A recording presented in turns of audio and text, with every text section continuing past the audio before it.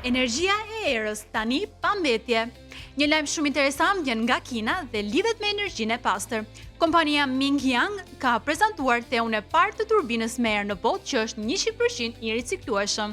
Ky te është mbi 110 metra i gjatë dhe përdoret për turbinat më të fuqishme që vendosen në det.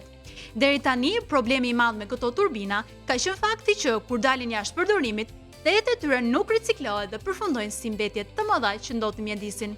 Risia e Mingyang është se ka gjetur një mënyrë për t'i ndërtuar këto the pa materiale të ngjitura përgjithmonë. Ata përdorin një proces kimik të veçantë në kushte normale, pa temperatura të larta dhe pa presion, që lejon ndarjen e materialeve pa i dëmtuar ato.